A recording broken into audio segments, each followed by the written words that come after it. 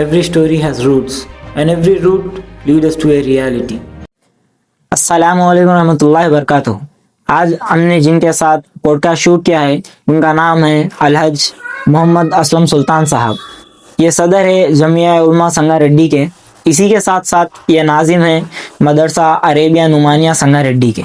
इनके साथ हमने बहुत ही मीनिंगफुल कन्वर्सेशन की है। ख़ास करके इसमें पूरे रमज़ान की गाइडलाइंस हमने प्रिपेयर की हैं। इसमें मुफ्ती साहब ने पूरी डिटेल्ड में रमज़ान की प्रिपरेशन से लेकर रमज़ान में इबादत का पूरा रोड मैप बताया है। तो बिना किसी देरी के हम इनके साथ अपनी कन्वर्सेशन स्टार्ट करते हैं।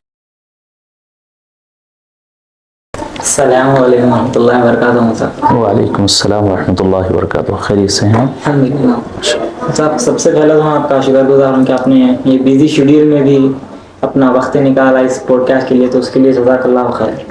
आमीन। साहब तो अभी कुछ दिनों में रमज़ान आने वाला है, तो अपनी ये जितनी भी कन्वर्सेशन रहेंगी आज की वो रमज़ान से रिलेटेड रहेंगी, रमज़ान के ऊपर रहेंगी, रमज़ान की प्रिपरेशन, ये सारी चीज़ों के ऊपर अपनी आज की कन्वर्सेशन है। बिल्कुल। तब तो मेरा सबसे पहला सवाल भी यही था कि रमज़ान सारे महीनों में स्पेशल है। रमज़ान में रोज़े फ़र्ज़ किए गए, रमज़ान में कुरान नाजिल हुई, रमज़ान में शब लैलतुल क़द्र है। तो रमज़ान हमारी ज़िंदगियों में आने का मेन मकसद क्या है? रमज़ान अब कई साल हमारे किसी की 40 साल ज़िंदगी, 50 साल ज़िंदगी, 60 साल ज़िंदगी, लेकिन रमज़ान हर साल आता है। तो रमज़ान का असल मकसद हमारी ज़िंदगी में आने का क्या है? बिस्मिल्लाहिर्रहमानिर्रहीम। अल्लाह तबारक व तआला ने हम सबको जो पैदा किया है, इंसान को खैर और शर दो चीज़ों से मिलकर इंसान बना है। हमारे अंदर अच्छाई करने की का मादा भी है और हमारे अंदर बुराई करने का भी मादा है। इन दोनों से मिलकर इंसान बना है, खैर और शर। वहदैनाहुन नजदैन, हमने दोनों रास्ते बताए, अच्छाई भी बुराई भी। अब अगर हम अच्छाई पर मेहनत करेंगे तो अच्छाई करने का शौक़ भी होगा और फिर उसके लिए आसानियाँ भी होंगी, आदमी करेगा। और अगर आदमी अच्छाई के ऊपर मश्क नहीं करेगा, अपनी जो सलाहियतें, उसकी मुस्बत सलाहियतें हैं, उसके ऊपर वो मेहनत नहीं करेगा, पॉजिटिव जो चीज़ें हैं उसके अंदर उस पर मेहनत नहीं करेगा, तो फिर मनफी सलाहियतें, मनफी चीज़ें उसके अंदर पैदा होंगी। इसको अगर आप आसानी के साथ समझना चाहें, जैसे एक खेती है, अगर आप मेहनत करते हैं उसमें खेती पर, तो अपनी मर्ज़ी का अनाज गल्ला उसमें से उगा सकते हैं। और अगर खुदा न खास्ता आप मेहनत नहीं, ज़मीन तो है आपके पास लेकिन आप उस पर मेहनत नहीं कर रहे हैं, तो फिर उसमें ऐसी चीज़ें उग जाएंगी कि जहां आपका जाना भी मुश्किल हो जाएगा। फिर ऐसे जानवर भी वहां आ जाएंगे जहां जाते हुए आपको डर लगेगा। तो मालूम ये हुआ कि फ़ी नफ्सी ही ज़मीन ना तो अच्छी है ना तो ख़राब है, बल्कि उसके ऊपर जैसी मेहनत की जाएगी वैसी। हम लोग भी खाक के बने हुए, मिट्टी के बने हुए हैं। हम भी बिज़ात ना तो हम नारी हैं ना तो हम नूरी हैं, यानी पैदाइशी जन्नत भी नहीं है, पैदाइशी जहन्नम भी। मेहनत करेंगे तो जन्नत में जाएंगे और अगर मेहनत नहीं करेंगे तो फिर जहन्नम में जन्नत में पहुंचना मुश्किल हो जाएगा। तो ये अल्लाह तबारक व तआला ने सिस्टम रखा है कि किताबों के ज़रिए, रसूलों के ज़रिए, ख़ास महीनों और दिनों के ज़रिए अल्लाह तबारक व तआला ऐसी माहौल पैदा करते हैं कि हम अच्छाई की जो सिफत हमारे अंदर है, खैर का जो मादा है, उसके ऊपर मेहनत करें हम, और हमारे अंदर जो मनफी असरात हैं या मनफी सोच है उसको हम कम करें, उसके लिए दबाएं। तो रमज़ानुल मुबारक बेसिकली शॉर्टली एक तरबियत का महीना है, तरबियत का महीना है। अपने नफ्स की तरबियत के लिए रमज़ान यानी आप यूँ समझिए कि जैसे एक आदमी के रमज़ानुल मुबारक में उसकी अगर अच्छी तरबियत हो जाती है तो अच्छा ही करने वाला बन जाता है। एक रोज़ा वो है जो रमज़ान में रहते हैं, एक रोज़ा वो है हमारा असल जो रोज़ा है हमारा, यानी हम अल्लाह के बंदे, اللہ کے بندے ہونے کا مطلب یہ ہے کہ ہم وہ جو کہیں گے وہ کریں گے، جس چیزوں سے انہوں نے منع کیا ہے اس سے ہم رکیں گے۔ اسی کو قرآن میں کہا ما آتاکم الرسول فخذوہ وما نہاکم عنہ فانتہوا، جو نبی علیہ السلام لے کر آئے ہیں اس پر عمل کرو، اور جو آپ نے منع کیا ہے اس پہ رک جاؤ۔ بس خلاصہ زندگی یہ اللہ کے احکامات اور نبی علیہ الصلوۃ والسلام کے طریقے پر زندگی آنا۔ مسلمان کا مطلب ہی یہ ہے کہ اللہ رسول کی مان کے چلنا۔ تو یہ اللہ رسول کی ماننے آنا، اس کے لیے اللہ تعالیٰ رمضان دیتے ہیں کہ اس میں ایسے پریکٹس کرو۔ دیکھو آپ کی اپنی چیز ہے، آپ اپنے پیسوں سے مثال کے طور پر حدیث خرید کے لا لیے ہیں اور رات میں سو گئے، نہیں کھا سکے، تو صبح میں کھائیں گے؟ آپ ہرگز نہیں کھائیں گے۔ کیوں؟ اس لیے کہ اس وقت میرے اللہ نے کھانے کا منع کیا ہے۔ آپ دیکھیے بچے، چھوٹے بچے بھی روزہ رہتے ہیں ہمارے، افطار کے وقت میں ساری چیزیں سامنے رکھی ہوئی رہتی، سحرن کا انتظار کرتے ہیں، کھاتے نہیں، ہاتھ نہیں بڑھاتے۔ تو وہ اپنے نفس پر کنٹرول کر رہے ہیں۔ بھوک ہے، شدید بھوک لگ، بسا اوقات تو بچے ہمارے گرما میں پیاسے ہو جاتے ہیں، شربت، ٹھنڈا شربت سامنے رکھا ہوا ہے اور گھڑی کو دیکھے جا رہے ہیں کہ کب اللہ کا حکم شروع ہوگا کھانے کا تبھی کھائیں گے۔ تو یہ اپنے آپ پر کنٹرول کرنے کی، اپنے نفس کو اللہ کے حکم کے تابع بنانے کی پریکٹس ہوتی ہے اس کے اندر۔ تو یہ رمضان المبارک تربیت کا مہینہ ہے۔ یہ روزے چھوٹے ہیں جو ہم رہ رہے ہیں، بڑے روزہ، اصل جو پریکٹس ہے ہماری بڑے روزے کی، اور وہ ہے اسلام کا۔ یہ روزہ تو سحر سے شروع ہوتا ہے، سحرن پر ختم ہو جاتا ہے، اور جو اصل بڑا روزہ ہے وہ ہمارا بالغ ہونے سے شروع ہوتا ہے، قبر پہ جانے کے بعد یا جنت کے اعلان کے بعد یا رسول اللہ صلی اللہ علیہ وسلم کے دیدار سے ہمارا وہ افطار ہوگا۔ تو اس بڑے روزے کی تربیت کے لیے اللہ نے یہ چھوٹا روزہ دیا ہے۔ بالکل صاحب، جیسا ابھی آپ نے سمجھا کہ رمضان کس لیے آتا ہے، تو میرا سوال یہی تھا کہ رمضان میں، اب رمضان میں سے 2-3 دن میں آنے والا ہے، تو رمضان کے لیے ہم کیسی پریپریشنز کر سکتے ہیں، کیسی تیاری ہماری ہونی چاہیے رمضان؟ دیکھیے آپ صلی اللہ علیہ وسلم کا آپ نے سنا ہوگا معمول کہ آپ صلی اللہ علیہ وسلم رمضان المبارک کا 2 ماہ پہلے سے انتظار کرتے تھے۔ حدیثوں میں، نمازوں میں دعا کا اضافہ ہو جاتا تھا۔ یہ کہا کرتے تھے اللہم بارک لنا فی رجب و شعبان وبلغنا رمضان، اے اللہ میری عمر میں اضافہ فرما دیجئے۔ یعنی ان 2 مہینوں میں اگر اپنے پاس بلانے کا ارادہ ہے آپ کا فیصلہ ہے تو تھوڑا سا اس میں مہلت دیجئے، رمضان آنے دیجئے۔ پھر یہ خود حضور نے 2 مہینے پہلے سے آپ صلی اللہ علیہ وسلم انتظار کر رہے ہیں، اور صحابہ کو نبی علیہ الصلوۃ والسلام رمضان آنے سے پہلے بٹھا کر ایک لمبی طویل روایت ہے جس میں اللہ کے رسول صلی اللہ علیہ وسلم کا معمول بتایا گیا۔ صحابہ کہتے ہیں خطبنا رسول اللہ صلی اللہ علیہ وسلم فی آخر یوم من شعبان، شعبان کا آخری دن تھا، آپ نے سب کو جمع کیا، پھر فرمایا ایھا الناس قد اظلکم شہر عظیم مبارک، لوگوں ایک عظیم الشان بہت برکت والا مہینہ آنے والا ہے، بہت بڑا مہینہ ہے۔ اس کی مثال سے سمجھا، اتنا بڑا مہینہ ہے کہ اس میں ایک رات ہے، اس رات کی فضیلت یہ ہے کہ وہ 1000 مہینہ سے، یعنی 80 سال سے، مہینہ ایک ہی ہے، وہ 1 منتھ ہے، اور منتھ میں 1 نائٹ اتنی بڑی ہے کہ وہ خود 82 ایئرز کی ہے۔ ہم لوگوں کو نہیں معلوم کہ ہم کو پوری زندگی 80 ایئرز ملیں گے یا نہیں ملیں گے، نہیں معلوم۔ آپ صلی اللہ علیہ وسلم کہہ رہے ہیں کہ اس منتھ میں ایک نائٹ ہے، وہ نائٹ میں کا مقام اتنا بڑا ہے کہ وہ اس میں اگر کوئی عبادت کر لے تو اللہ تبارک و تعالی 1000 مہینوں سے زائد مہینوں عبادت کرنے کا اجر و ثواب عطا فرمائیں گے۔ تو یہ آپ صلی اللہ علیہ وسلم رمضان کے آنے سے پہلے ہی آپ صلی اللہ علیہ وسلم خود تیاری کر رہے ہیں اور صحابہ کو بھی تیار کر رہے ہیں۔ کس بات پہ ابھار رہے ہیں آپ صلی اللہ علیہ وسلم؟ وہ اس روایت میں آپ صلی اللہ علیہ وسلم فرماتے ہیں کہ اللہ نے اس کے جعل اللہ صیام نہارہ فریضۃ، سب سے پہلے یہ ہے کہ اس کے دن، یہ مہینہ جو آ رہا ہے، اس مہینے کے دن کے روزے کو اللہ نے فرض کیا، وجعل قیام لیلہ تطوعا، اور اس کے رات کے تراویح کو سنت قرار دیا۔ یہ 2 چیزیں ہوں گی۔ پھر اسی میں یہ کہا گیا کہ یہ مہینہ وہ مہینہ ہے جس میں اللہ تبارک و تعالیٰ نے ہمارے لیے اعتکاف کی سنت رکھی ہے، اور یہ مہینہ وہ مہینہ ہے شہر انزل فیہ القرآن، اس لیے کہ یہ وہ مہینہ ہے جس میں قرآن اتارا گیا۔ بخاری شریف کی تیسری یا چوتھی روایت ہوگی جس میں نبی صلی اللہ علیہ وسلم کا یہ معمول تھا کہ جبرائیل علیہ السلام رمضان میں آتے اور اب تک جتنا قرآن آیا وہ حضور کو سناتے اور حضور علیہ السلام سنتے. جب پورا ہو جاتا اس سال کا تو پھر حضور علیہ السلام شروع کرتے, حضرت جبرائیل علیہ السلام سنتے. جب پورا قرآن مکمل ہو گیا تو آپ صلی اللہ علیہ وسلم 23 سال میں قرآن مکمل ہوا. ہر سال رمضان میں جبرائیل علیہ السلام آتے, حضور کو سناتے اور حضور سے سنتے.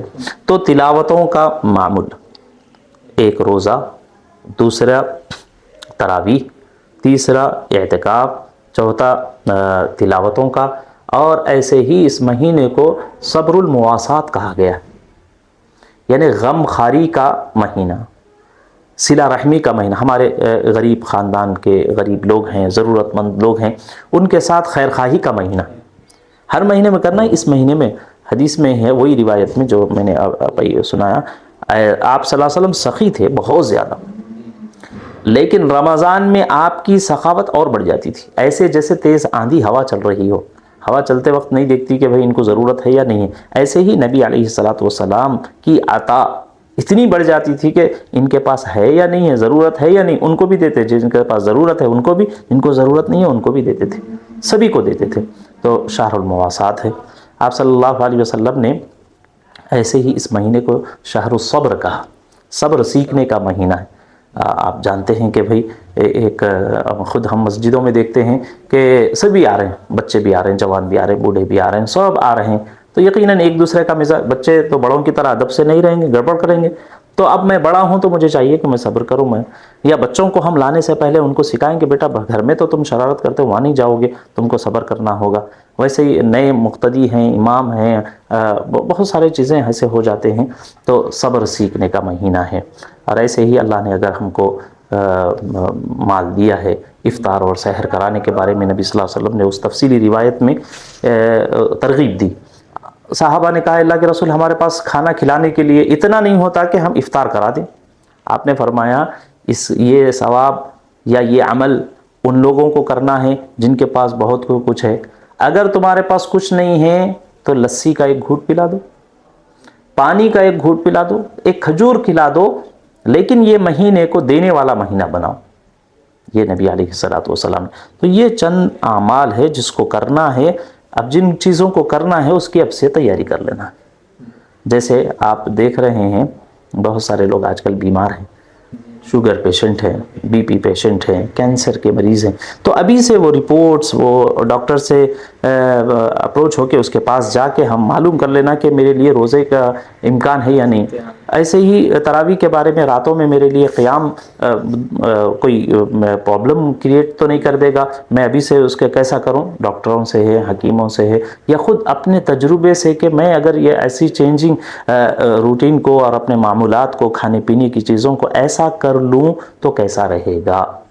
اور ایسے ہی اگر ہماری دکانیں ہیں تو دکان کھولنے کا ٹائم ابھی سے پلان ہو. اب ہمارا مدرسہ ہی ہے, ہم مدرسہ چلاتے ہیں, تو رمضان کے لیے پریپریشن ہمارا ایسا ہے کہ بھئی کلاسز کیسے ہوں گی, کھانے کی ٹائمنگ چینج ہو جائے گی, تو بچوں کی تعلیم کیسے ہوگی. اب بیٹھ کے ہم پلان کر رہے ہیں. ایسے ہی ہر اسکول والے کو پلان کرنا ہے, ایسے ہی ہر کاروباری کو کام کرنا ہے, ایسے ہی ہر ملازم کو رمضان آنے سے پہلے کہ یہ عبادتیں میرے روزے پورے ہو جائیں, اس کے لیے مجھے کیسا پلان کرنا ہے. سونا کب ہے, اٹھنا کب ہے, سحر کرنا کب ہے, جانا کب ہے.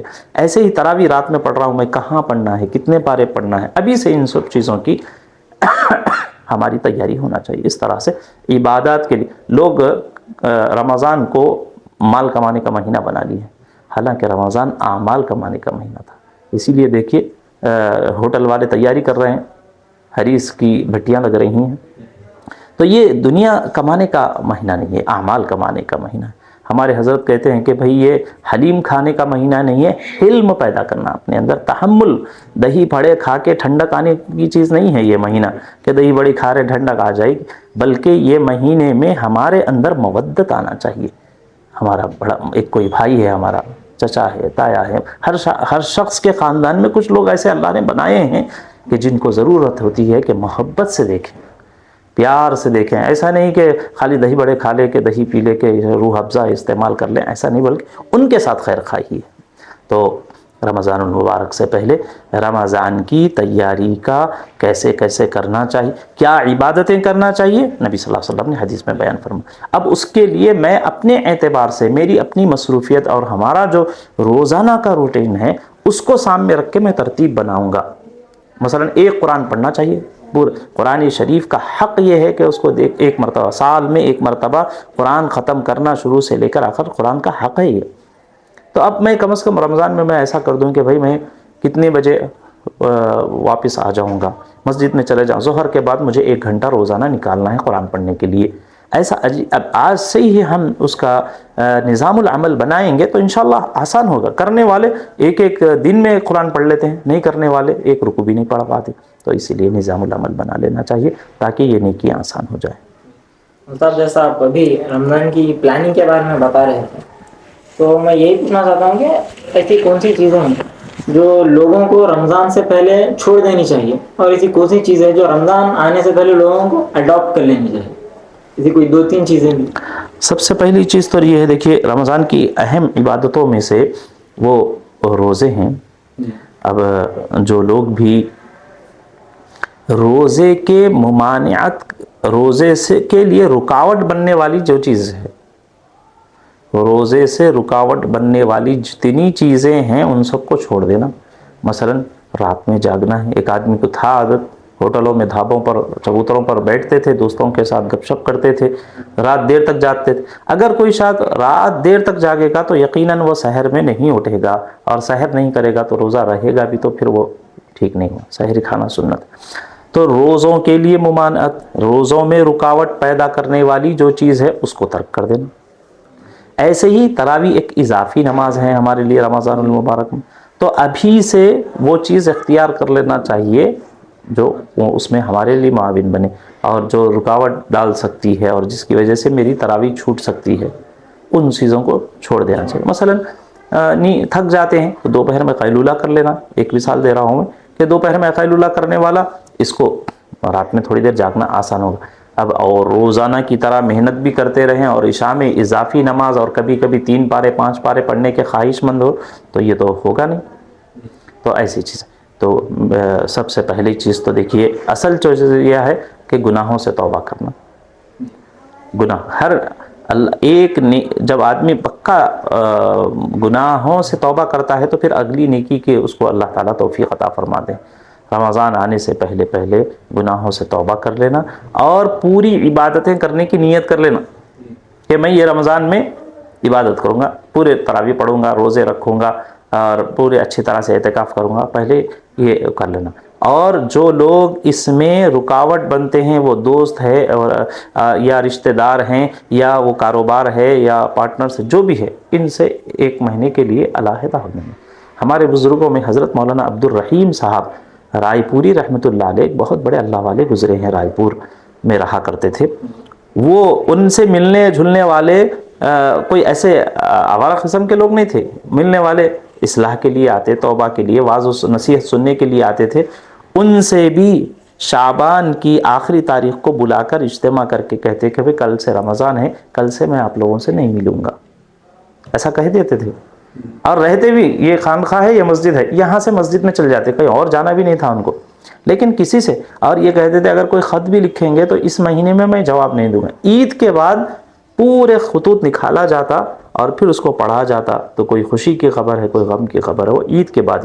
اور یہ پورا مہینہ ٹوٹلی عبادتوں کے لیے فارغ کیا کرتے تھے.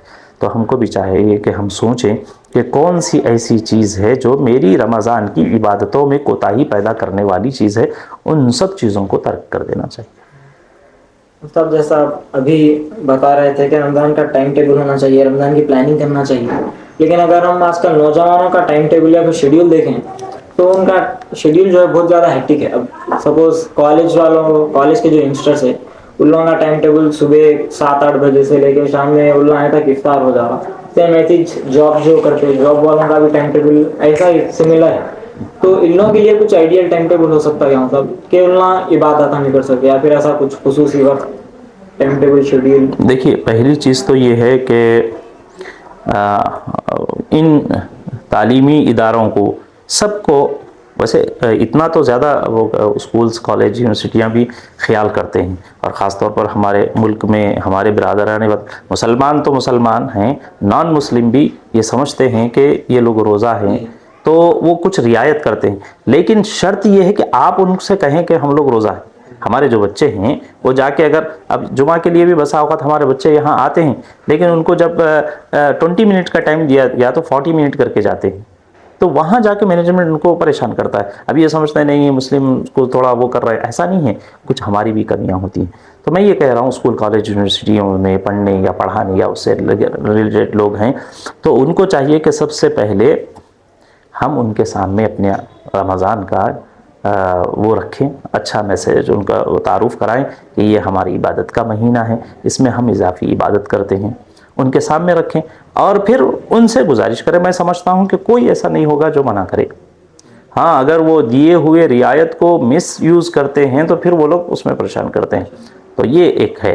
اور دوسرا یہ کہ وہ لوگ جب آپ کو مثال کے طور پہ 1 گھنٹہ 2 گھنٹے فری کر دے رہے ہیں لیکن کام آپ پورا کر کے لا کے دے رہے ہیں۔ ہمارے بچے اسکول کے بچے ہوم ورک پورا کر کے لے کے چلے جا رہے ہیں اور جو دیا گیا وہ یاد کر کے آ جا رہے ہیں، تو ان کو کوئی اشکال نہیں ہوگا۔ اشکال وہاں ہوتا ہے کہ بچے اگر کام ورک نہیں کر کے گئے تو ٹیچرز سے اوپر ان کا نگران رہتا ہے، ان کے ایچ ایم ہوتے ہیں اور پرنسپل ہوتا ہے، ان کا دباؤ آتا ہے اس وجہ سے۔ تو میرا یہ کہنا ہے کہ آپ جو بچے اسکولوں اور کالجوں یونیورسٹیوں میں ہیں اور وہاں ان کا ٹائم تھوڑا ٹائٹ لگ رہا ہے، تو پہلے تو یہ کہ ان کے سامنے رمضان المبارک کی عبادت کو رکھنا اور یہ کہنا کہ ہم اس مہینے کے اندر کچھ اضافہ عبادتیں کرتے ہیں، آپ ہمارے ساتھ کچھ رعایت کیجئے، لیکن ہم کسی طرح کی کوئی کوتاہی نہیں کریں گے اپنے کام میں۔ ان کا جو پروجیکٹ کرنا ہے، ہوم ورک کرنا ہے، جو بھی ان کی ذمہ داری ہے، اس میں ہم کسی طرح کی کوتاہی نہیں کریں گے، البتہ ہم کو اس میں رعایت دی جائے تھوڑی۔ پھر میں سمجھتا ہوں کہ ضرور ایسا ہوگا کہ وہ آپ کی بات مان جائیں گے۔ صاحب جیسا میں بھی نوجوانوں کی بات کر رہا تھا، تو نوجوانوں میں آج کل جو ایک چیز کامن ہے وہ ٹیکنالوجی کا مس یوز ہو گیا، پھر اوور زیادہ ٹیکنالوجی یوز کرنا ہو گیا۔ تو رمضان میں بھی جو ہے اپن سڈن ایسا بول دیے کہ نہیں فون موبائل فون کا استعمال پورا کم کر دو یا پھر مت کرو، یا پھر جتنے بھی سوشل میڈیا ہے انسٹاگرام اسنیپ چیٹ جو بھی آپ یوز کر رہے ہو مت کرو، تو شاید وہ پاسبل نہیں۔ تو ہم اس کو سیم سوشل میڈیا کو انسٹاگرام ہو Snapchat YouTube WhatsApp کوئی سا بھی سوشل میڈیا پلیٹ فارم ہو، تو اس کو اپن ایسا کس طریقے سے استعمال کر سکتے ہیں جس سے اپنے شاید اعمال میں اضافہ ہو؟ پہلی بات تو یہ ہے کہ دیکھیے یہ آپ خود تسلیم کر رہے ہیں کہ بھئی یہ ایسی چیز ہے کہ جہاں برائیاں زیادہ ہیں اچھائیاں کم ہیں، اور یہ ایج میں ہم لوگ کیا ہے اچھائیوں کو یا اپنی ترقی کی چیزوں کو جلدی ادھر آدمی مائل نہیں ہوتا، بلکہ جس کے اندر اس کو تھوڑا سا مزہ آئے یا اس کا دل چاہے گا تو وہ چیزوں کو دیکھنے میں، اس کو سننے میں، اس میں ٹائم اس کا زیادہ جائے گا۔ تو اگر کوئی ہمت کر کے پوری طرح سے بند کر دے تو یہ بہت اچھی بات ہے۔ انٹرنیٹ 1 مہینے کے لیے میں بند کر رہا ہوں، بہت اچھی بات۔ پہلے ہم بچپن میں ہم دیکھے ہیں کہ جن کے گھرانے کے اندر ٹی ویاں رہتی تھی، رمضان میں باضابطہ وہ ٹی وی کو اٹھا کے لے جا کے کہیں اوپر اس کو بند دیتے تھے۔ رمضان کے پورے مہینے میں ٹی وی نیچے نہیں رہتی تھی، آن کرنے کی تو بات چھوڑ دیجیے آپ، اس کو لپیٹ دیتے تھے۔ میں نے اپنے آنکھوں سے دیکھا ہے کہ کپڑے میں لپیٹ کے سجے پہ اس کو رکھ دیتے تھے، رمضان تک نہیں۔ اور ایسا ایک عمومی مزاج تھا کہ رمضان میں ٹی وی نہیں رہنا ایسا سمجھتے تھے، لیکن ٹی وی کے بعد موبائل انٹرنیٹ وغیرہ آ گئے ہیں تو اب ہر ایک کے جیب میں ہے، اور اس میں ایک ہی چیز نہیں ہے، اور بھی چیزیں اس سے وابستہ جڑے ہوئے ہیں، کال بھی آ رہے ہیں، میسیجز بھی آ رہے ہیں، پڑھنا پڑھانا بھی کچھ ہوتا ہے۔ تو بہرحال اب زیادہ ہو جانے کی وجہ سے اگر ایسا کر لیں ہم کہ انٹرنیٹ کم یوز، یا کم از کم جو میرے تعلیم سے متعلق ہے یا دین سے متعلق ہے یا دنیا کے فائدے، دین کا فائدہ یا دنیا کا فائدہ ہے، ایسی کوئی چیز ہے وہ ایپ آپ یوز کریں، لیکن ان کے علاوہ جو تیسری چیز ہے اس سے ہم پوری طرح سے اوائڈ کر دیں، اس کو چھوڑ دیں، اس لیے کہ پتہ بھی نہیں چلتا کہ کتنا وقت ہو گیا ہے، آدمی لے کے بیٹھتا ہے ویسے۔ اس کی خرابی یہ ہو رہی ہے، تراویح میں بھی بچے پہنچ رہے ہیں تو معلوم یہ ہو رہا ہے کہ اس وقت میں بھی موبائل یوز کر رہے ہیں. ان کو تو چاہیے کہ مسجد ہے، اللہ کا گھر ہے، یہاں تو اللہ کی طرف متوجہ ہونا، کسی اور کو دیکھنا بھی نہیں تھا. لیکن اب ایک عادت ایسی ہو گئی ہے کہ تھوڑی دیر بھی فون ہاتھ میں نہیں آتا تو بے چینی ہو جانی شروع ہو گئی. بلکہ نیند میں سے اٹھتے ہی سب سے پہلے ہم یہ دیکھ رہے ہیں کہ بھئی میرا موبائل کہاں ہے. ٹھیک ہے، ہو سکتا ہے کچھ لوگ ٹائم دیکھنے کے لیے دیکھ رہے ہوں، لیکن کچھ کو میسج اور کسی کو اس پہ چیٹ کرنا اس طرح رہ رہا ہے. تو اتنا زیادہ ٹیکنالوجی کا غلام ہو جانا اور اتنا اس کے پیچھے اس کو وقت دینا، یہ اچھی چیز نہیں. آپ دیکھیں گے، ابھی آپ کی عمر ہم سے بہت چھوٹی ہے، آپ دیکھیں گے جیسے آج لوگ بہت خطرناک سمجھ رہے ہیں، کینسر کا مریض ہے، یہ قابل رحم ہے. سب ایک وقت آئے گا آپ دیکھیں گے کہ موبائل استعمال کرنے والے بھی کینسر کے مریضوں سے زیادہ بدتر ہو جائیں گے. سچ بتا رہے ہیں، ہم دنیا سے بالکل کٹ جائیں گے. آپ آج بھی دیکھیں بچے ماں باپ کے ساتھ بیٹھے ہوئے، موبائل مل گیا تو ان کو نا امی چاہیے نا. وہ چھوٹے بچے جو ماں کو دیکھنے کے لیے ترستے تھے، ان کے ساتھ رہنے کے لیے ترستے تھے اور ان کے پیچھے پیچھے ہی رہتے تھے، وہ بچے بھی موبائل کی وجہ سے ماں کو چھوڑ دے رہے ہیں. ہم تو یہ قیامت کی علامتوں میں سے سنے ہیں جو قرآن شریف میں ہے کہ جب قیامت کا سور پھونکا جائے گا تو مائیں اپنے گود میں دودھ پلاتے بچوں کو چھوڑ کے چلے جائیں گی، بول کے یہ قرآن شریف میں ہے کہ جب یا ایھا الناس ان زلزلۃ الساعۃ شیء عظیم یوم ترونها تذهل كل مرضعة عما ارضعت وتضع كل ذات حمل حملها. یہ کہا گیا کہ قیامت کا جب سور پھونکا جائے گا تو دودھ پلاتی ہوئی مائیں اپنے دودھ پیتے بچے کو چھوڑ کے بھاگ جائیں گی. لیکن وہ قیامت سے پہلے یہ چھوٹی قیامت ایسی دکھ رہی کہ آج مائیں موبائل کی وجہ سے چھوڑ کے جا رہے ہیں. تو صرف اللہ کو نہیں بھول رہے ہیں، صرف اللہ رسول کو نہیں بھول رہے ہیں، قرآن کو نہیں بھول رہے ہیں، دنیا بھی برباد کر رہے ہیں. اپنا کالج بھول جا رہے ہیں، اپنے کالج کے سبجیکٹس بھول جا رہے ہیں. اپنے ماں باپ جنہوں نے ہاسپٹل میں ہیں وہ کال کر رہے ہیں، ان کو آپ کوئی وہ نہیں کر رہے ہیں، ان کی طرف گولی منگا رہے ہیں کہ گزارا بیٹا گولی لا کے دو. تو ابھی اس کا میچ چل رہا ہے یا کچھ اور مشغولیت میں اٹھ کے نہیں جا رہا، وہیں بیٹھے ہوئے ہیں، اسکرول کرتے چلے جا رہے ہیں. ایسا تو میں یہ کہنا چاہ رہا ہوں کہ اگر کوئی موبائل نہیں چھوڑ سکتے، انٹرنیٹ بند کر لیجیے، 1 مہینے کے لیے انٹرنیٹ بند کر لیجیے. یہ بھی نہیں ہو سک رہا ہے تو خاص ایپ اپنے رکھ لیجیے. یہ بھی نہیں ہو سک رہا تو ٹائم فکس کریے کہ یہ ٹائمنگ سے یہ ٹائمنگ تک میں ایسا کروں گا. اگر ہمارے حضرت فرماتے تھے کہ ہر کام کے لیے ایک وقت ہونا چاہیے، ہر وقت کے لیے ایک کام ہونا چاہیے. صبح اٹھتے ہی مجھے کیا کرنا چاہیے، یہ ٹائم ہے میرا، اس وقت میں ایک کام ہونا. ہر کام کے لیے ایک وقت ہونا چاہیے. جس کے پاس ہر ٹائم کے لیے کام نہ ہو اور ہر کام کے لیے کوئی ٹائم نہ ہو، وہ کبھی ترقی نہیں کر سکتا. پھر وہ کبھی کہ ادھر بھاگ رہا ہے، کبھی ادھر بھاگ رہا ہے، کبھی ادھر بھاگ رہا ہے. میں سمجھتا ہوں جو نمازیں ہم کو دیے گئے ہیں وہ زندگیوں کو اصول کے مطابق لانے کے لیے ہی ہم کو دیے. کوئی 5 وقتہ نماز پڑھتا ہے تو اس کا شیڈول خود بخود آدھا تو بنا دیا شریعت نے، آدھا آپ کو کر لینا ہے. تو رمضان المبارک میں جو سوشل میڈیا ہے اس سے جتنا ہو سکے پرہیز کرنا، اجتناب کرنا، دور رکھنا، اٹھا کے بند کر کے کہیں تو بھی رکھ دینا. اگر کسی سے اتنا کوئی، جیسے مثال کے طور پہ چھوٹے بچے ہیں، 10th کلاس کا ایک بچہ، اس کو کیا ضرورت ہے، اب 10th پاس کر دیا، اس کو کیا ضرورت ہے، کون فون کرے گا اس کو، بتائیے آپ. اس وقت وہ بھی فون کے پیچھے لگے ہوئے ہیں. یا کون سا اتنا ضروری اس کو میسج آئے گا کہ اگر وہ نہیں دیکھے گا تو کچھ خدا نخواستہ کچھ ہو جائے گا. ایسا نہیں. بڑے لوگ ہیں، والد ہے، دادا ہے، جو بڑے ہیں ان کو اچانک کوئی نیوز آ سکتی ہے، اطلاع آ سکتی ہے. ایسا ان لوگ تو چلتا رکھتا ہے. لیکن چھوٹے چھوٹے بچے بھی، اب تو 5th 4th کے کلاس کے پاس بھی بڑے بڑے فون ہیں، ان کو تو کوئی ضرورت ہی نہیں ہے. نہ ان کو کال آتے ہیں، نہ ان کو اتنا کوئی ضروری ہے کہ وہ بکس سے ہٹ کے اس میں کچھ پڑھیں گے. ایسا کچھ نہیں ہے. تو میری ریکویسٹ تو آپ کے توسط سے اور آپ کے چینل کے توسط سے سارے ہی مسلمان نوجوان بچے اور بچیوں سے یہ ہے کہ رمضان المبارک کے حد تک فون کو چھوڑ دیجیے. ہمارے اس کو مدرسے میں ایک بچی ہے، اس کو ہم سمجھائے کہ فون کو ہاتھ نہیں لگانا.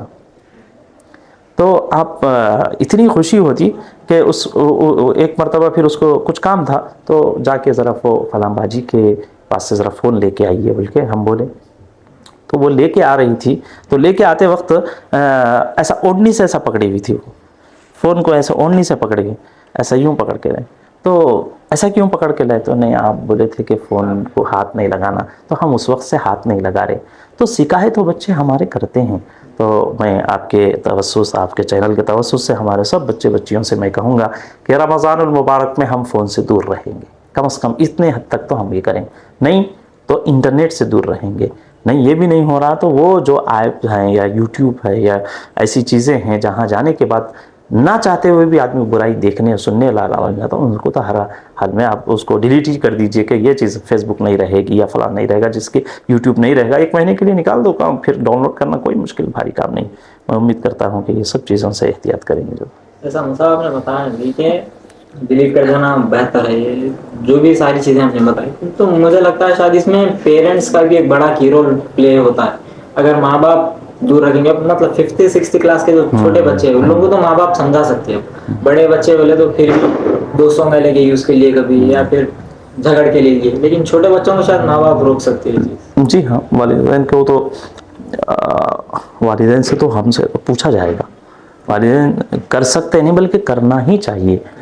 ان سے تو پوچھا جائے گا نا کہ کلکم راعٍ وکلکم مسئول عن رعیتہ. ہم میں سے ہر ایک، ہم سے صرف یہ نہیں پوچھا جائے گا کہ آپ اپنے اولاد تھی اس کو کھلائے نہیں کھلائے، کپڑے پہنائے یا نہیں پہنائے، اس کی ضرورتیں پوری کیے یا نہیں کیے. صرف یہی نہیں پوچھا جائے گا بلکہ ہم سے یہ بھی پوچھا جائے گا کہ ان کو نیکیاں سکھائے یا نہیں سکھائے، یا ان کو برائیوں سے روکے یا نہ. قُوا أَنفُسَكُمْ وَأَهْلِيكُمْ نَارًا، قرآن شریف میں کہا گیا کہ اپنے آپ کو بھی اور اہل کو بھی بچانا ہماری ذمہ داری ہے، آگ سے بچانا ہماری ذمہ داری. تو اس زمانے میں موبائل ایک آگ اور ایک جہنم ہی ہے. اس سے بچوں کو، والدین کو چاہیے کہ بچوں کو اس کی خرابی بتائیں کہ یہ ایک بہت خراب چیز ہے، جہنم میں لے جانے والی چیز ہے، اس سے دور رہو. اس کے علاوہ جو چاہے مانگے تو دے دینا چاہیے. موبائل کے بجائے اس کو بیٹ بال دلا دیجیے، آپ فٹ بال دلا دیجیے، آپ اس کو بیڈمنٹن دلا دیجیے، کوئی کھیل یعنی جس سے فزیکلی ان لوگ ایکسرسائز ہو جائے، ایسی ضرور چیز دے دو. مانگو تو ضرور دینا چاہیے. یہ چیز بہت نقصان دہ ہے. ہم دیکھ رہے ہیں کہ ہمارے ملک میں یہ زیادہ ہے، یورپ امریکہ وغیرہ میں، اور ہم سے زیادہ جو دیگر مذاہب والے ہیں وہ اس سے اپنے بچوں کو بچا رہے ہیں. آئی فون بنانے والے نے اپنی بیٹی کو 18 سال کی عمر تک فون نہیں دیا تھا. اس نے کہا تھا کہ نہیں یہ تمہارے لیے نقصان دہ ہے. تو بنانے والا خود کہہ رہا ہے کہ بھئی نہیں یہ چیز مفید نہیں ہے. تو والدین کو سمجھنا چاہیے. یہ اصل میں عادت کہاں سے آ رہی ہے؟ بچپن میں جب بچے روتے ہیں تو موبائل دینے سے وہ خاموش ہو، وہاں سے یہ عادت. دودھ پینا ہے تو موبائل چاہیے، ہوم ورک کرنا ہے تو موبائل چاہیے، اب گھر سامان کچھ منگانا ہے تو بچے کو اچھا آنے کے بعد موبائل دیتا ہوں. تو یہ ہم خود اپنے بچوں کو اس خرابی کا عادی بنا رہے ہیں.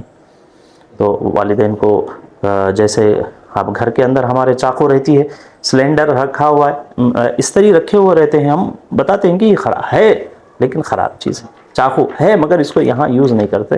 ایسے ہی موبائل کے بارے میں بھی والدین کو بھی چاہیے کہ اپنے بچوں سے یہ کہیں کہ موبائل سے دور رہیں.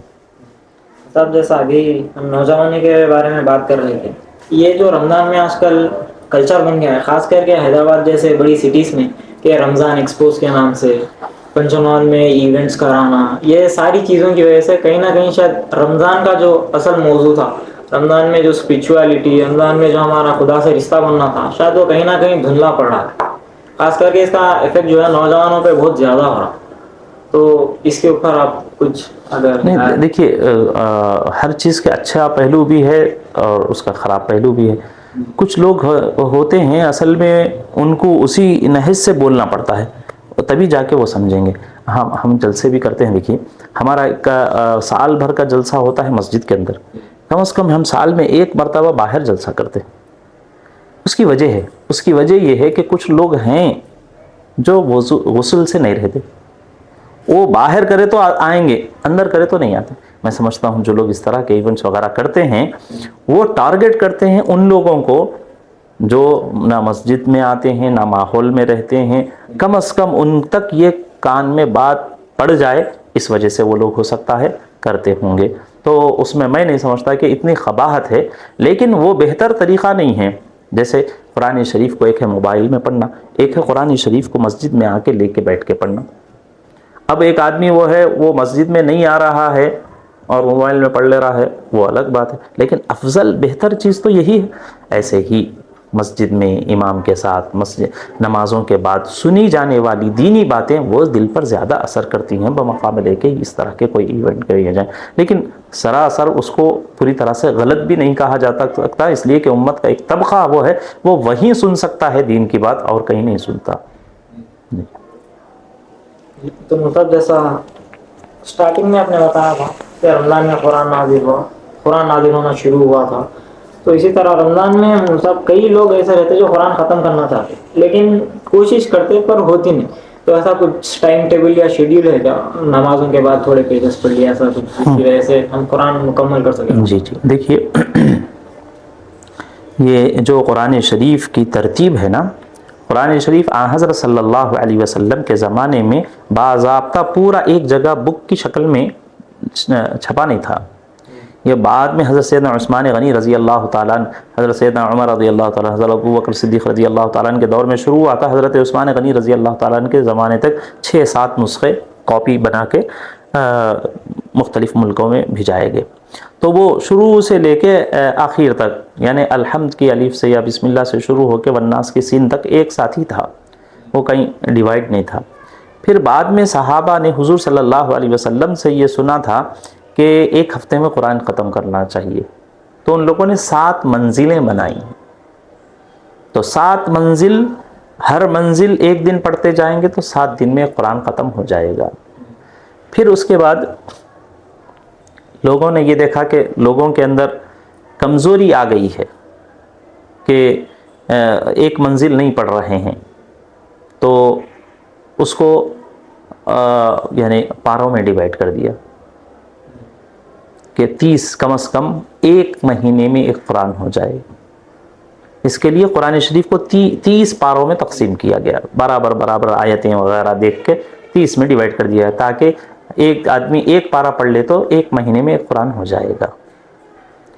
پھر کمزوری آئی تو لوگوں نے اس میں نفس لگایا، یعنی ہر پارے کا نفس.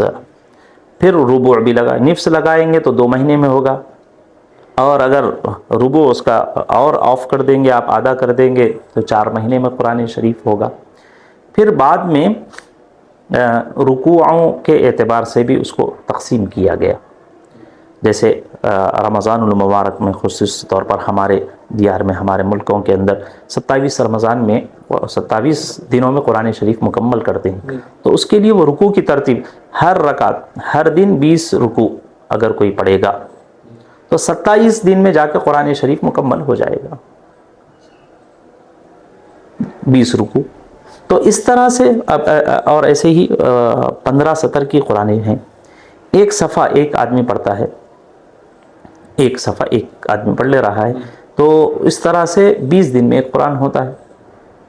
تو یہ ترتیبیں ہیں، اس میں سے کوئی نہ کوئی ترتیب ہماری اپنی ہونی چاہیے.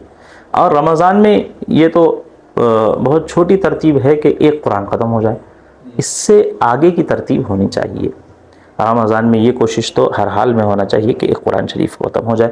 بلکہ میں تو آپ کے اس چینل کے توسط سے سارے ہی سننے اور دیکھنے والوں سے یہ کہوں گا کہ ہمارے حضرت مولانا الیاس صاحب رحمۃ اللہ علیہ فرمایا کرتے تھے کہ جتنی تاثیر قرآن شریف کی تہجد میں دیکھ کے پڑھنے میں ہے، اتنا زیادہ اثر انہوں نے فرمایا کہ میں نے کبھی نہیں دیکھا. تو اس وجہ سے میں تو یہ گزارش کروں گا کہ سحر کرنے کے بعد قرآن شریف لے کے بیٹھ جانا.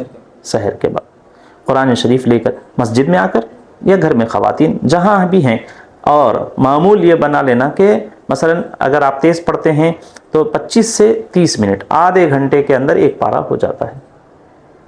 تو اگر فجر میں یہ کام ہم نمٹا لیں تو اب پھر اگر تھوڑا بہت وقت مل جا رہا ہے کسی نماز کے بعد وہ کر کے پورے دن میں، تو ایک پارہ اور ہو جائے گا. فجر کے ساتھ تہجد میں جیسے ہی اس میں سحر میں اٹھیں، آپ تہجد پڑھ لیں اور سحر کر لیں. سحر کے فوراً بعد قرآن، مسجد آ جائیں یا گھر میں بیٹھ جائیں، قرآن لینا ہے ہم کو، کوئی اور کام نہیں کرنا. اور جب تک ایک پارہ نہ ہو اٹھ کے ہم کو نہیں آنا ہے. اگر نماز ہو رہی بیچ میں نماز کے لیے اٹھ گئے، پھر نماز پڑھ لیے، پھر کنٹینیو کر لیے، ایک پارہ وہ ہو جائے گا.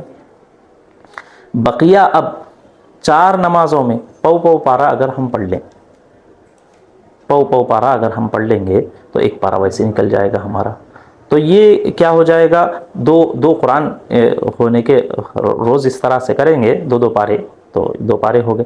ایک آپ نے اس میں امام صاحب کے پیچھے سن لیا ہے تو وہ 3 ہر ایک کے ہو سکتے ہیں. اور اگر اللہ کسی کو ہمت دے تو یہ کرنا چاہیے کہ صرف جیسے وہ جاگنے کی راتیں ہیں یا آخری عشرہ ہے، آخری عشرے میں ایک قرآن پڑھوں گا میں، جاگنے کے لیے مسجدوں میں جاتے ہیں ہم لوگ تاخراتوں کے اندر، ہر تاخرات کے اندر کچھ پارے پڑھوں گا، بلکہ اگر آپ طے کر لیں گے تو ایک قرآن وہ بن جائے گا۔ تو اس طرح سے معمول اگر ہم بنائیں گے تو قرآن شریف کے پڑھنے کا بھی وہ ہوگا، یعنی راستہ نکلے گا، تکمیل ہوگی۔ پڑھنے والے میں نے دیکھا ہے ہمارے ساتھیوں میں بعض لوگ 5 قرآن 10 قرآن بھی پڑھ لیتے ہیں، سارے کام کرتے ہوئے 10 قرآن پڑھ لیتے ہیں، تو ہم بھی پڑھ سکتے ہیں انشاءاللہ۔ یہ تو موسیٰ آپ نے بتا دیا کہ ہمیں قرآن کیسا ختم کرنا ہے، پوری مکمل قرآن رمضان میں، لیکن موسیٰ ہم قرآن کو اس طرح کیسے پڑھیں کہ ہماری زندگی چینج ہو؟ قرآن ہمارے اندر چینج لانے آیا، تو ہم ایسا کیسا پڑھیں کہ ہمارے اندر جو سیلف امپرومنٹ؟ جی، قرآن شریف کے کئی حقوق ہیں، ان میں سے ایک حق یہ ہے کہ اس کے معنی کے ساتھ پڑھنا۔ ایک تو اس کے الفاظ صحیح ہونا، پہلی چیز ہے کہ الفاظ صحیح ہو جائیں۔ دوسری چیز یہ ہے کہ اس کے معنی کا بھی پتہ ہو۔ معنی کے واسطے آپ اسٹارٹ کر سکتے ہیں اس طور پر کہ آپ پورا قرآن پڑھیں، یا ابتدا ایسا کر سکتے ہیں کہ جو صورتیں آپ کو زبانی یاد ہیں، مجھ کو زبانی یاد ہیں، اور میں اس کو عام طور پر نمازوں میں ریپیٹ کرتا ہوں یا امام صاحب کرتے ہیں، تو وہ ترجمے کے ساتھ پڑھ لیں گے تو اس سے فائدہ یہ ہوگا کہ نمازوں کے اندر بھی خشوع و خضوع پیدا ہو جائے گا، دھیان آپ کا ادھر ادھر نہیں بٹے گا کہ یہ سورہ ہے۔ اب مثال کے طور پہ علم ترا کی صورت کا آپ نے معلوم کر لیا ترجمہ اور اس کا مفہوم معلوم ہو گیا، علم ترا کیف فعل ربک باصحاب الفیل، بلکہ آ گیا کہ اس میں جو سورہ فیل ہے اس میں اللہ تعالیٰ نے ہاتھیوں کے واقعے کا تذکرہ کیا ہے، ابرہا وغیرہ کا، تو اب اس طرح سے ذہن ادھر جائے گا تو پھر آدمی کا خشوع و خضوع میں اضافہ ہوگا۔ تو اسٹارٹ ایسا کر سکتے ہیں ہم کہ وہ صورتیں جو ہماری نماز میں پڑھنے کی ہے ان صورتوں کو ترجمے کے ساتھ پڑھنا، یہ بہت اچھا ہے۔ اور اس کے علاوہ آپ صلی اللہ علیہ وسلم نے مرد حضرات سے یہ کہا تھا کہ سورہ مائدہ ہر مرد کو ترجمے کے ساتھ معلوم ہونا چاہیے۔ میں اس چینل کے واسطے سے سبھی بھائی بہنوں سے گزارش کروں گا، لڑکوں سے خاص طور پر، کہ سورہ مائدہ کو ترجمے کے ساتھ اس رمضان میں کمپلیٹ کرنا ہے۔ آپ یہ فیصلہ کر لیجئے، خود سے پڑھیے یا اپنے امام صاحب سے کہیے کہ بھئی رمضان میں فجر میں سورہ مائدہ ترجمے کے ساتھ پڑھ دیجئے۔ ایسے ہی نبی علیہ السلام نے عورتوں کے سلسلے میں فرمایا کہ سورۃ النور کو ترجمے کے ساتھ۔ تو سب بہنوں سے، بیٹیوں سے، ماؤں سے گزارش ہے کہ رمضان المبارک میں ٹارگٹ کیجئے کہ ہم سورۃ النور کو ترجمے کے ساتھ پڑھیں گے، اور ایسے ہی سورہ احزاب ہے اور سورہ حجرات ہے، یہ 3 صورتیں اگر ہماری بہنیں مکمل کر لیں رمضان میں تو بہت بہتر رہے گا۔ صاحب تو میں پرسوں میں ایک حدیث دیکھ رہا تھا جس میں حضور صلی اللہ علیہ وسلم نے اس شخص پہ لعنت بھیجی جس کی زندگی میں رمضان آئے اور وہ اپنی مغفرت نہ کرے۔ تو اب رمضان شروع ہونے والا ہے کچھ دن میں، تو ایسے کچھ پریکٹسز یا پھر چیزیں جو ہم کر سکیں کہ ہماری مغفرت ہو۔ دیکھیے، رمضان کو اللہ کے رسول صلی اللہ علیہ وسلم نے 3 حصوں میں تقسیم کیا، اولھا رحمہ، اوسطھا مغفرہ و آخرھا عتق من النار۔ آپ صلی اللہ علیہ وسلم نے ہی فرمایا ہے کہ رمضان المبارک کا پہلا عشرہ یہ رحمت ہے، یعنی اللہ کی خاص رحمت برستی رہتی ہے اس میں، یعنی جیسے بارش ہو رہی تو ہم کیا ہو جاتے ہیں پوری طرح سے، اگر گندگیاں بھی ہیں تو ہماری دھلتے چلے جاتی ہیں، تو رحمت ہے، رحمت مانگتے رہنا چاہیے اللہ تعالیٰ سے کہ اللہ اے یا ارحم الراحم ارحمنا یا ارحم الراحم، اے اللہ ہم پر رحم فرمائیے، آپ ہی رحم کرنے والے ہیں۔ اور پھر دوسرے عشرے کے بارے میں فرمایا مغفرت کا ذریعہ ہے، تو خوب اللہ تبارک و تعالیٰ سے مغفرت کی دعائیں مانگنا۔ تیسرا عشرہ، تیسرے 10 دن، یہ عتق من النار کا ذریعہ ہے۔ یہ 3 چیزوں کی دعائیں بھی کرتے رہنا اور اللہ تبارک و تعالیٰ سے مانگتے بھی رہنا چاہیے، اور جو کرنے کے کام ہیں روزہ، تلاوتیں، نمازوں کا اہتمام وغیرہ، تو یہ کریں گے تو انشاءاللہ رمضان ان کے لیے خیر و برکت کا ذریعہ ہے۔ ہمارے حضرت نے ایک جگہ لکھا ہے کہ بہت سارے لوگ، شیطان ایسا بہت ساؤں کو وہ کر دیتا ہے، ورغلا دیتا ہے کہ سحر کھائے تو سستی میں فجر کی نماز چھڑا دیتا ہے، اور ظہر کی نماز تو قیلولہ کے نام پہ کہ روزہ ہے، تھکے ہوئے ہیں، گرمی بہت زیادہ ہے، ٹائٹ ہو گئے ہیں، کام سے آئے ہیں، ابھی دکان بند کیے ہیں، تو ظہر ایسا چھڑا دیتا ہے، اور عصر کی نماز افطار لانے میں چلے جاتی ہے کہ افطار لانا ہے، خریدنا ہے، اور مغرب کی نماز افطار کاٹ رہے ہیں، اب جا کے کہیں تو جگہ نہیں ملے گی یا نماز جماعت سے نہیں ملے گی، اس وجہ سے مغرب چھوٹ جا رہی، اور عشاء کی نماز تراویح سے بچنے کے لیے شیطان چھڑا دیتا ہے۔ تو ایسا نہیں ہونا چاہیے، بلکہ اس میں اضافہ ہونا چاہیے۔ فرض نمازیں پہلے پڑھ رہے تھے 5، اب 4 نوافل کا اضافہ کر لینا، تہجد پڑھنا، اشراق کا اہتمام کرنا، چاشت کا، اوابین کا پورا اہتمام، 12 سال عبادت کا اجر و ثواب دیتے ہیں 6 رکعت پڑھنے پر اللہ تبارک و تعالی. تو بہت زیادہ ان نوافل کا اہتمام اور اپنے قضائے عمری کی فکر کر دینا چاہیے کہ روزانہ ہر نماز کے ساتھ ایک قضائے عمری. ابھی ظہر پڑھے ہم میں سے ہر ایک جوانی میں ہم کو معلوم نہیں تھا اور ہماری نمازیں مس ہو رہی تھی. اب اچھا ہے ظہر کے ساتھ ایک ظہر کی چھوٹی ہوئی آخری ظہر کی نماز پڑھ رہا ہوں، ایک قضا پڑھنے کی معمول بنانا، اس وقت تک پڑھتے رہنا جب تک دل مطمئن ہو جائے کہ بھئی نہیں میری اب کوئی نماز قضا نہیں ہوگی، الحمدللہ میں نے پوری نمازیں پڑھ لی ہیں. اس سے آدمی کو نمازی بننے کا بھی آسان حوصلہ آ جاتا ہے کہ میں نمازی بن جا، صاحب ترتیب بن جا سکتا ہوں میں. تو یہ رمضان المبارک میں اللہ کی یا نبی علیہ الصلوۃ اور حضرت جبرائیل علیہ السلام کی بد دعا، نبی صلی اللہ علیہ وسلم کی آمین سے اگر ہم بچنا چاہتے ہیں تو جو کرنے کے کام ہیں جس میں فرائض، نمازوں کا اہتمام، وہ روزوں کا اہتمام، یہ چیزیں ہیں کہ اس کی وجہ سے انشاءاللہ اللہ تبارک و تعالی ہم کو اس ہلاکت کی بد دعا سے محفوظ رکھیں گے.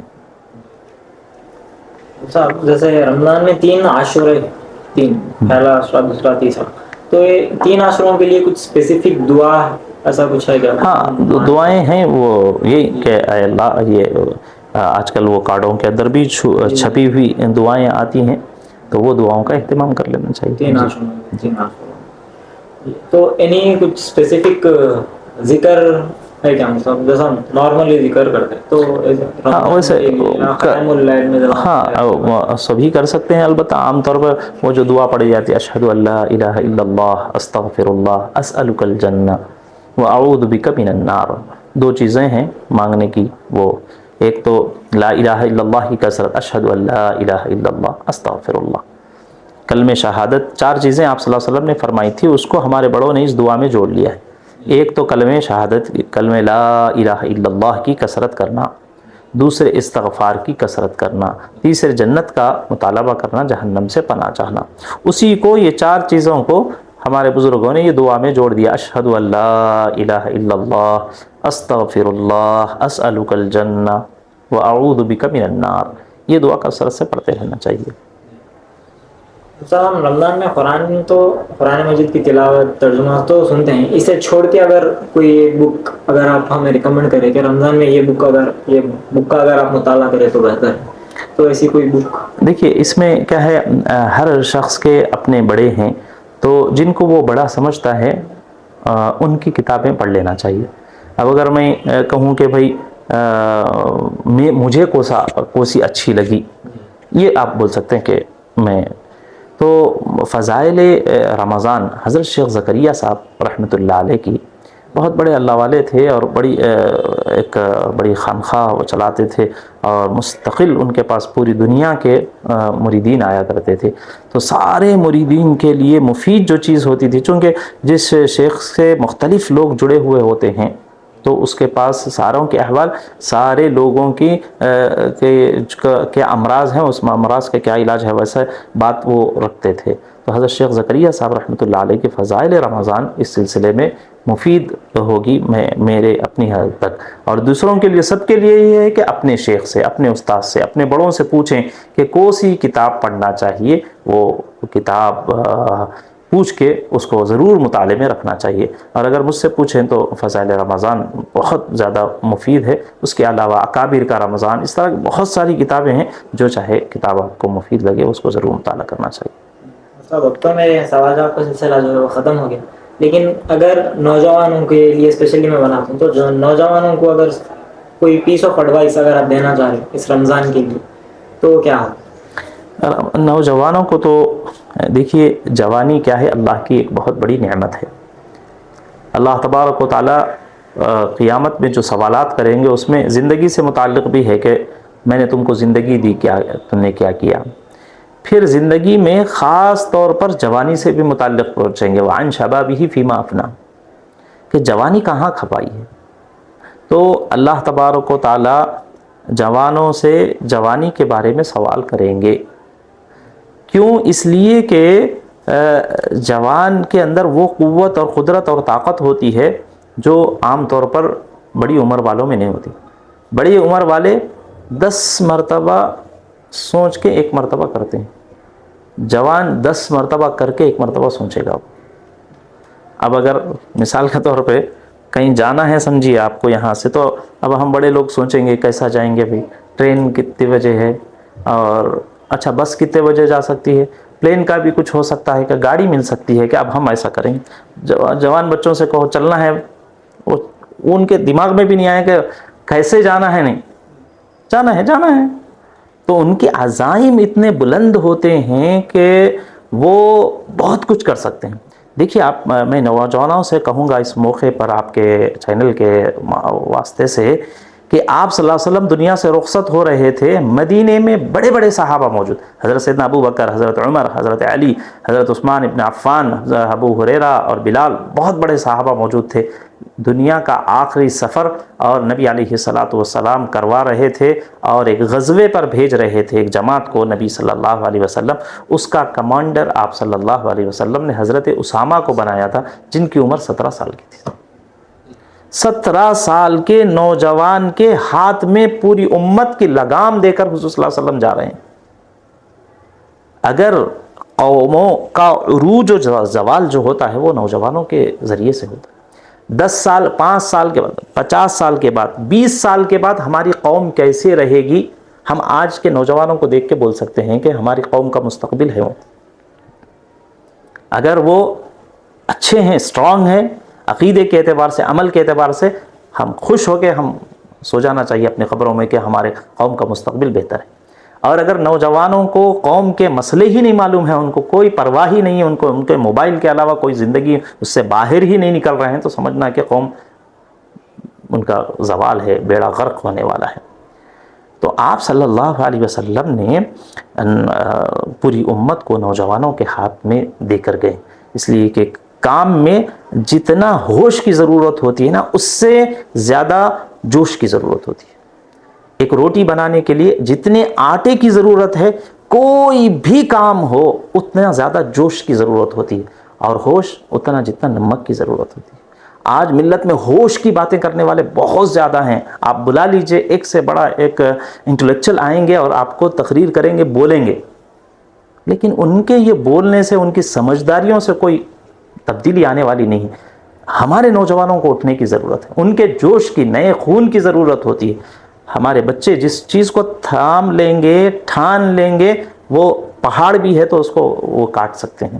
تو اس وجہ سے میں نوجوانوں سے, ہمارے بچوں سے کہوں گا کہ ضرورت ہے. دیکھیے طارق بن زیاد جو تھے نا, وہ کوئی بہت بڑے بوڑھے آدمی نہیں تھے, نوجوان. خالد بن ولید, معاذ بن جبل, یہ جتنے ہیں, صلاح الدین ایوبی, یہ نور الدین زنگی, یہ جتنے تاریخ کے اندر اپنے نام رقم کرنے والے ہیں. محمد بن قاسم اس ملک میں آئے تھے, وہ 19 سال کا بچہ ہے. آج ہمارے 19 سال کے بچے کو بتائیے, ان کو کوئی ہوش ہی نہیں ہے. ان کو پوچھے آپ کا فیوچر پلان کیا ہے, آپ کا اپنی زندگی کے بارے میں بولو, آپ کیا بننا چاہتے ہیں, آپ کیا کریں گے, 5 سال کے بعد آپ کیا ہوں گے, کون سی فیلڈ چوز کر رہے ہیں, آپ کدھر جا رہے ہیں, ملک کے حالات کیا ہے. ورلڈ وائڈ سوچ تو دور کی بات ہو گئی مسلمان بچوں کے لیے, محلے کی بھی ان کو خیر خبر نہیں ہے کہ کیا ہو رہا ہے. تو میں ہمارے پیارے نوجوانوں سے کہوں گا کہ آپ قوم کا سرمایہ ہیں اور قوم کی ریڑھ کی ہڈی ہیں. آپ کو ہوش میں آنا چاہیے, اور یہ ہوش اور یہ جوش اور یہ کام کرنے کی صلاحیتیں وہ آپ کو اپنے بڑوں سے ملیں گی, اپنے علماء سے ملیں گی, اپنے مشائخ سے ملیں گی, اور قرآن و حدیث سے یہ چیزیں ملیں گی. اس وجہ سے رمضان المبارک میں اپنے آپ کو قرآن اور حدیث سے, مسجدوں سے خوب جوڑ لی. جزاک اللہ خیر مصعب. یہاں پہ تو میرے سارے سوال جواب ختم ہو گئے. میں آپ کا پھر سے ایک بار شکر گزار ہوں کہ آپ نے اپنے بزی شیڈیول میں سے وقت نکالا اور ہماری رہنمائی کی, اس کے لیے جزاک اللہ خیر. جزاک اللہ خیر, بہت شکریہ. السلام علیکم.